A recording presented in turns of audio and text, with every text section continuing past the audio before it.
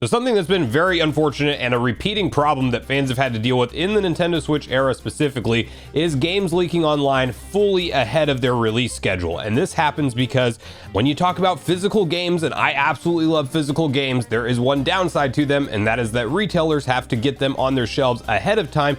And that means Nintendo has to produce these things and ship them to the retailers, and somewhere along the way, whether it be from the factory that produces them all the way through the Amazon driver or Walmart employee that's unloading these things, eventually somebody somewhere decides to pocket a copy, take it home, and with the Nintendo Switch and the ease of hacking this system due to a known vulnerability that was tied to the Tegra X1, I'm hoping they have something far better in place for the next gen console, but it's super easy for people to dump this ROM file online, and that has officially happened for Zelda Echoes of Wisdom.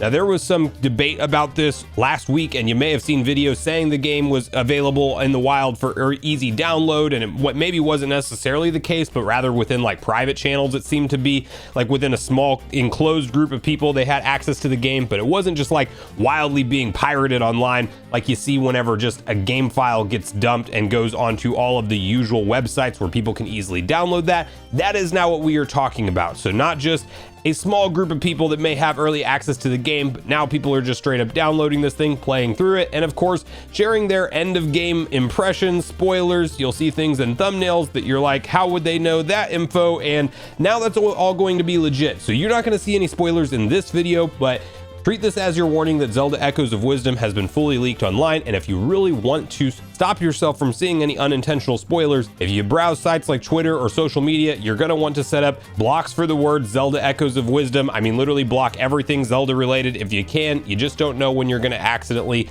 come across somebody who is attempting to spoil or share end game footage or something like that. Now, this is a 2D Zelda game, not your Tears of the Kingdom, so maybe it's not going to be any kind of devastating, massive story spoilers, but I am still personally very excited to see the story of this game and how everything unfolds and some of the bosses that we don't know about yet, and it's fun when that stuff can be a surprise. So we're going to discuss exactly what's happened and what to look out for online, how to avoid spoilers, and also some last minute promotional material that Nintendo's been pumping out around this game, in addition to talking about what else we might see promoted to us before its ultimate release. Just 9 days today from the day you are watching this video at the time that I am posting it. So we'll break all that down. Before we do, make sure you like, subscribe, and turn on your bell notification to join Sunbro Nation if you're new here. And we have to first hop over to VGC and read through their article around this, where they do outline exactly what's going on with Zelda Echoes of Wisdom. Spoiler warning, Nintendo's new Zelda game has leaked online. Echoes of Wisdom street date broken 2 weeks ahead of release. This weekend, images and videos of people seemingly playing the unreleased game were being circulated on social media. At least one video showing the start of the game was removed from YouTube via a Nintendo copyright claim. It's likely that, as has happened with many first-party Nintendo titles in the recent past, that Zelda is being circulated on illegal ROM sites, so fans looking to go in spoiler-free should be cautious when browsing online. It's far from the first time first-party Nintendo Switch games have leaked in this manner. Previously, Pokemon Legends Arceus and Pokemon Brilliant Diamond and Shining Pearl made it into public hands nearly 2 weeks before their releases. The Legend of Zelda Tears of the Kingdom also appeared on ROM sharing sites almost 2 weeks before its official release. More recently, Super Mario Bros. Wonder also began circulating online ahead of its release. So as they point out, Nintendo is no stranger to this problem, and it is an unfortunate reoccurring situation that us Switch owners just have to deal with at this point in time.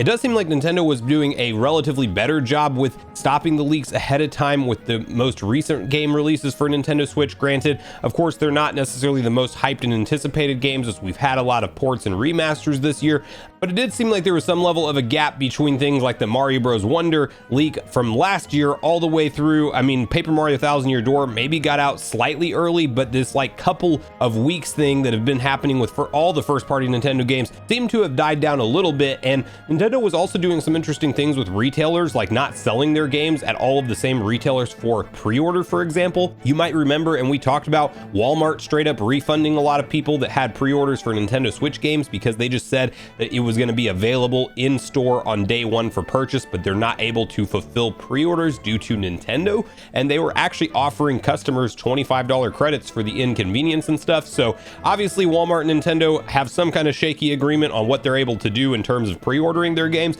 and that same thing happened for Amazon, which is actually, I mean, probably the biggest impact to Nintendo's bottom line for people who want to purchase physical games. I mean, if you're somebody who shops on Amazon and checks their website regularly to pre-order your games, you probably noticed like these games are going going to go up. Nintendo Switch first party stuff is going to go up on their website after it's released, but you're not able to hit that pre-order button anymore. So some of the speculation online was that maybe Nintendo was doing that at the retailers that they thought they were having the biggest issue with in terms of their games getting out early into the wild. Well, it seems like it didn't fully stop Echoes of Wisdom from maybe getting out there, but I do think it cut down on their game leaks overall. As I mentioned, we just didn't see as much of them as frequently as we did in the past, but this has unfortunately happened with a very highly anticipated Zelda game once again. So final warning for anybody not wanting to see any spoilers: do all the blocked words for anything Zelda related, Echoes of Wisdom specifically, anything with that title in there. There's going to be people sharing really late game clips online. That's just a given. And in terms of what else we might see advertised to us as we talk about this game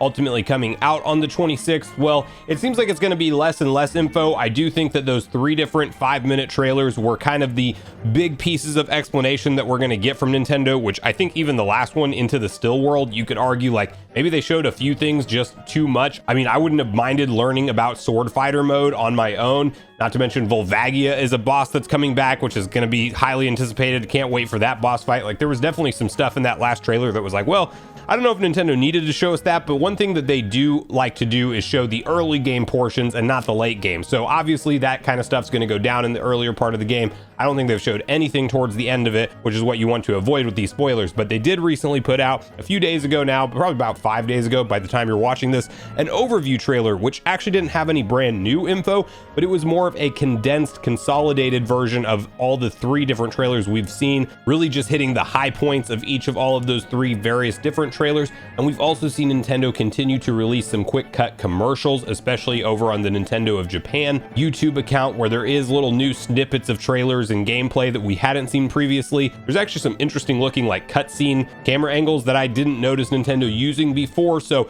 there's little new snippets of gameplay if you really want to deep dive that. Nintendo of America continues to kind of promote like a new region with like a Twitter post where they look at the Eldin or Faron regions and things like that, and they kind of give a little bit more of a glimpse into maybe a couple things we haven't seen before. But in general, I think we're pretty wrapped up for most of the promotional material on this game, other than obviously we're going to get that big launch trailer either a day before or right when the game launches on launch day to kind of finally promote it. And who knows, we might get one more of those 5-minute deep dive trailers, but since we got the overview trailer that kind of consolidates all of that and hits the high points, I'm expecting that less. I think that Nintendo's really done a fantastic job marketing this game, and now it's just going to be up to fans to avoid spoilers online and try to enjoy it for yourself when it does finally come out on the 26th. I personally am very hyped with everything I've seen about this game so far. I think that Sword Fighter mode, as you level it up, is going to be really cool, and you can probably stay in it quite a bit longer. But then we're also going to have, you know, all of the various echoes that by the time you get to the end of the game, I can only imagine how many echoes Princess Zelda will know.